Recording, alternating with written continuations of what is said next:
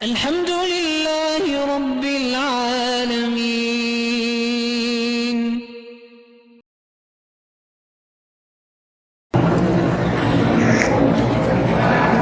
کہتے جی کہ اگر داڑھی رکھنے کی وجہ سے بیوی کہتی ہے کہ میں تمہارے ساتھ نہیں رہتی تو وہ تو ویسے ہی تمہارے ساتھ نہ رہی نا. جب داڑھی پہ اعتراض کے کافر ہو گئی، کافر کا نکاح ہوتا ہی نہیں، تو اس کو تیرے بعد رہنے کی اب کیا ضرورت ہے؟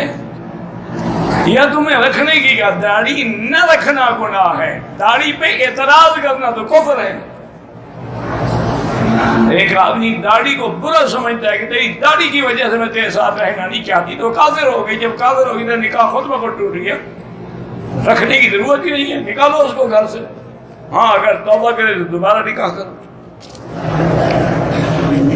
ایک ہے سنت پہ عمل نہیں کیا وہ گناہگار ہے، ایک ہے کہ اعتراض کرے کہ یہ دیکھو جی شیطان کو کنکریاں مارو. کوئی شیطان وہاں کھڑا ہے، کیوں کنکریاں مارے؟ جب حضور نے ماری ہیں تو اعتراض کرنے کا کیا مطلب ہے؟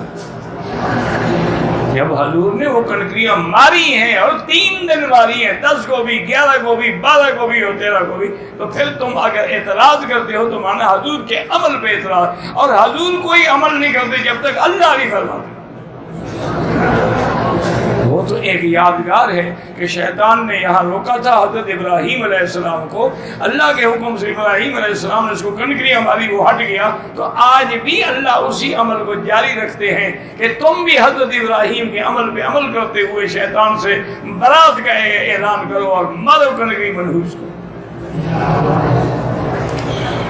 اگر 3 جمعہ جان بوجھ کر نماز چھوڑی ہے تو منافق کے حکم میں آ جاتا ہے. توبہ کرے، استغفار کرے اور اس کے بعد آؤٹ کہے کہ مجبور ہے. جیسے اللہ معاف کرے، کتنے لوگ بیچارے جیلوں میں بند ہیں، وہ کہاں جمعہ پڑھ سکتے؟ جانے کون جانے دیتا ہے؟ وہ تو معذور ہے. تبلیغی جماعت والوں کے ساتھ جانا صحیح ہے، جا کے دیکھ لو نا. اگر وہ چوری ڈاکہ گالیاں سکھاتے ہوں تو چھوڑ کے آ جانا، اگر بھی اچھا کام سکھاتے ہوں تو چلتے رہنا. تو خود تجربہ کر لو نا کہ وہ کیا کرتے ہیں. فضائل اعمال کی حدیثیں ضعیف ہیں تو تم قوی لکھ دو. اعتراض کرنے کے بجائے تم قوی حدیثوں والی فضائل کی کتاب لکھ دو. ان پہ کیوں اعتراض؟ اچھا فضائل اعمال کبھی پڑھی بھی ہے، دیکھی بھی ہے، سنی ہوئی باتوں میں تقریریں کر رہے ہو، اس میں ایک حدیث بھی مولوی صاحب کی اپنی نہیں ہے، ان نے تو کتابوں سے لی ہے. ان کتابوں پہ حملہ کرو جن میں وہ حدیثیں لکھی ہوئی ہیں. اب اگر ضعیف حدیثیں نکالنی ہے نا تو پھر تو حدیث کی کتابیں بچیں گی نہیں. سنن ترمذی میں کتنی ضعیف حدیثیں ہیں، نسائی میں کتنی ضعیف حدیثیں ہیں، ابو داؤد میں کتنی ضعیف حدیثیں ہیں، طبرانی میں کتنی ضعیف حدیثیں ہیں، مواہب الدنیا میں جو ساری کتابیں ہی ختم کر دیں. اللہ کے بندو، ایک ہیں اعتقادات، ایک ہیں احکامات، ایک ہیں فضائل.